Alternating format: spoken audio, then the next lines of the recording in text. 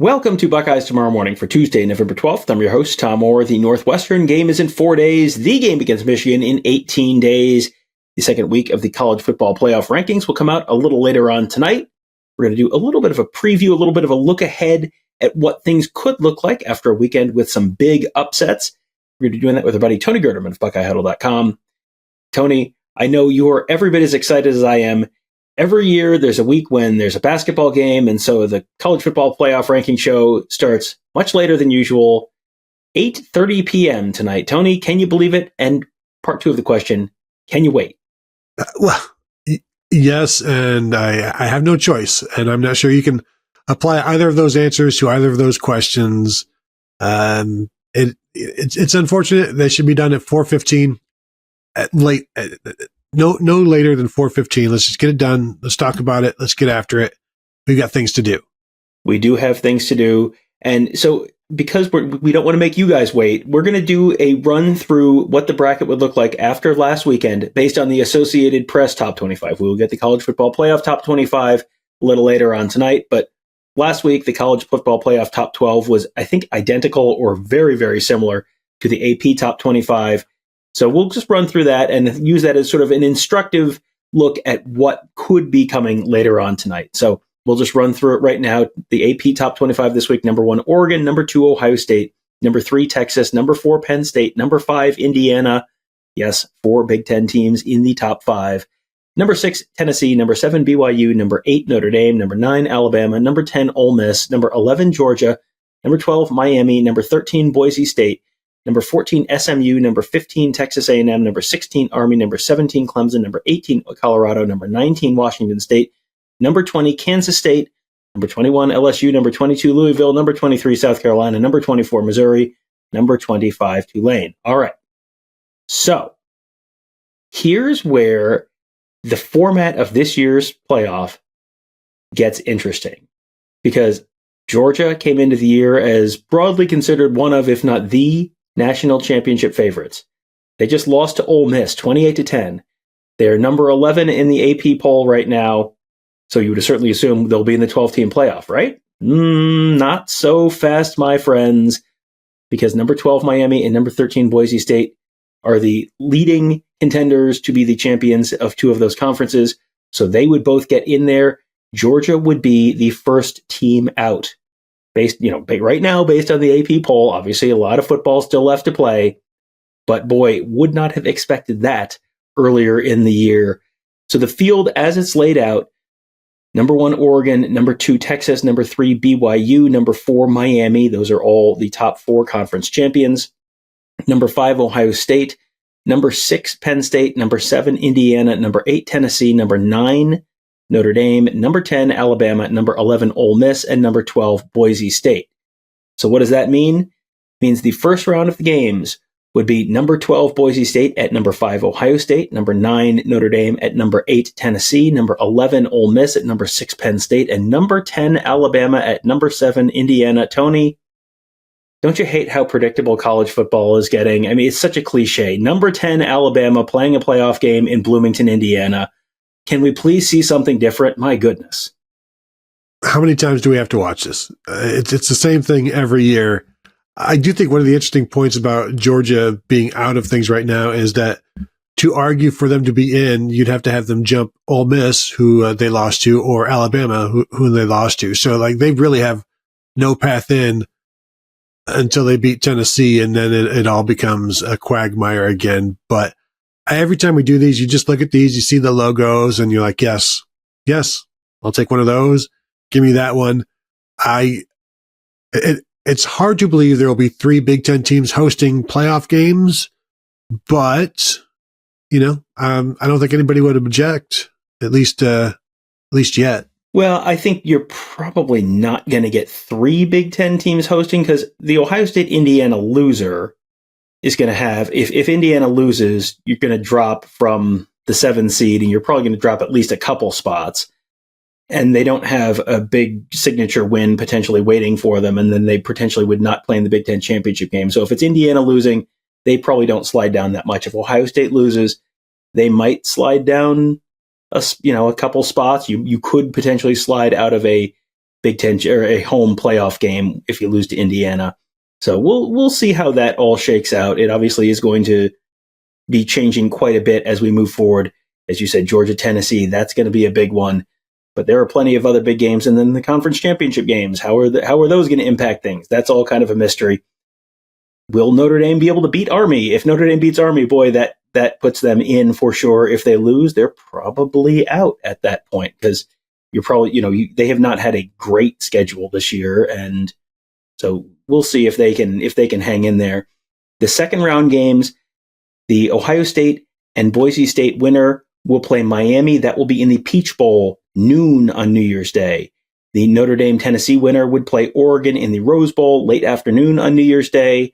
The Ole Miss Penn State winner would play BYU in the Fiesta Bowl on New Year's Eve. Boy, like an Ole Miss BYU, that feels really spiritually like a game that should be played on New Year's Eve. Two fan bases who are probably going to celebrate New Year's Eve very differently. And Alabama, Indiana winner playing Texas. That would be in the Sugar Bowl on New Year's Day. I look at the first round and I think, yeah, that's a bunch of good matchups between different conference teams. That would be really exciting. And really, even in the second round, if this is how it does shake out, the only potential matchup of two conference teams would be Alabama and Texas in the Sugar Bowl. And that's two teams that have not played in the same conference for more than 3 months or so. I'm sure this is not necessarily exactly the path that Ohio State fans would choose, but that's a pretty intriguing second round to me. Yeah, although I'm sure Ohio State fans would always enjoy playing against Miami, but Cam Ward at quarterback has to concern you because of what we know he can do, but he also can turn it over and give your team a chance. But they're almost never done. They're almost never finished. They'll keep fighting, which is it's an improvement of the culture there for sure.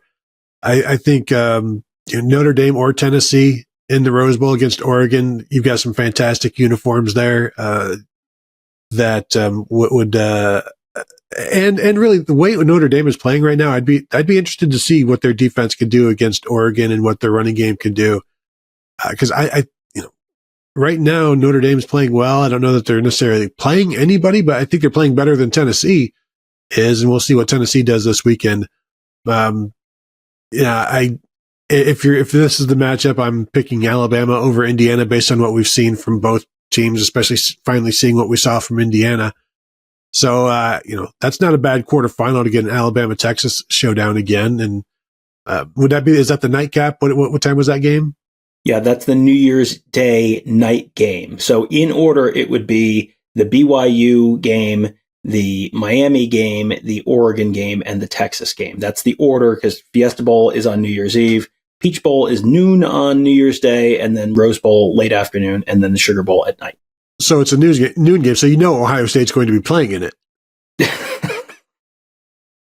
They're going to sell that game to Fox just so that Gus and Joel can call one more Ohio State game to start the 2025 calendar year. Yeah, that's I'm sure will bring such joy. Ohio State will be very experienced playing in noon games at that point if they get there. I look at, of all the teams on this bracket, the team that I look at and then I think this team has the biggest, broadest spectrum of possible outcomes is Penn State. Because, boy, if Penn State loses to Ole Miss, the whole narrative around their season is, once again, James Franklin can't win the big one. He can't beat Ohio State. He loses in the first round of the playoff at home. If they get through that, you probably like their chances against BYU. So then, if they get through the first game, then they're probably playing in the playoff semifinals. Then it's, James Franklin has finally broken through. He's won 2 college football playoff games. He's gotten into the semifinals.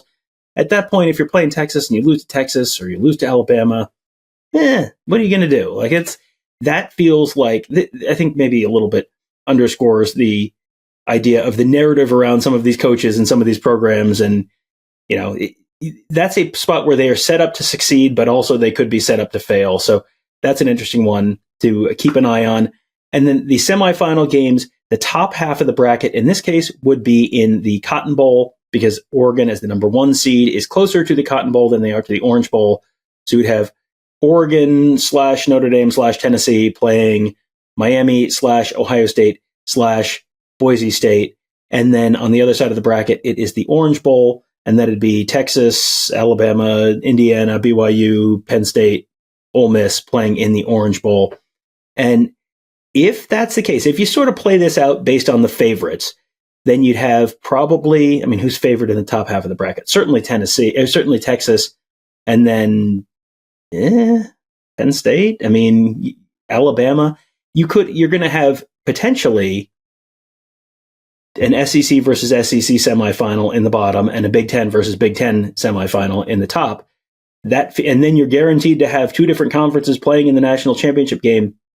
I know that could be the third Ohio State-Oregon game of the season, and it could be potentially a multiple Texas versus Alabama game as well. But, that feels like those are probably, I bet the TV networks would sign up for that right now. Especially, let's see if Ohio State can make it to the Big Ten championship game. Let's see how that game goes. And if it's another right down to the wire, is anybody going to be like, we've seen these two teams play enough. Do we really want to see a third time? Or is it, I'll sign up for a third. That's what we do in sports. Let them play three, best of three wins. It's what we do. Rock, paper, scissors. Like, this is how we decide most of things in America. We do 2 out of 3. And so why not the 2 out of 3 just to then go play the SEC mega champion, basically in the title game?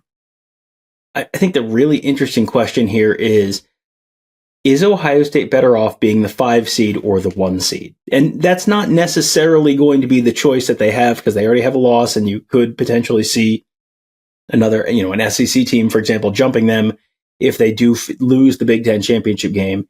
If they win out and then lose the Big Ten championship game, they're not necessarily going to be the 5 seed.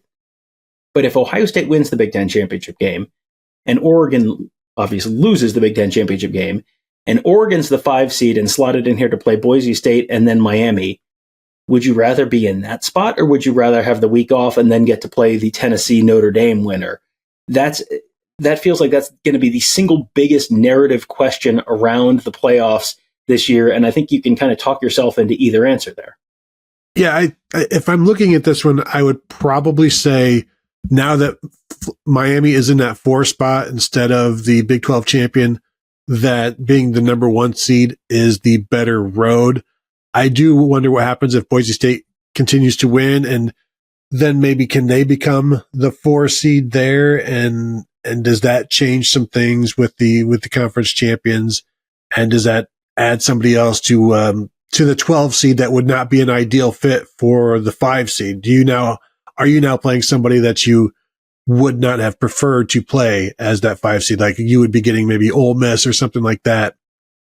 So would you rather avoid that altogether? So I think, again, this is all new data, and we'll find out in like 3 years what has been the better path.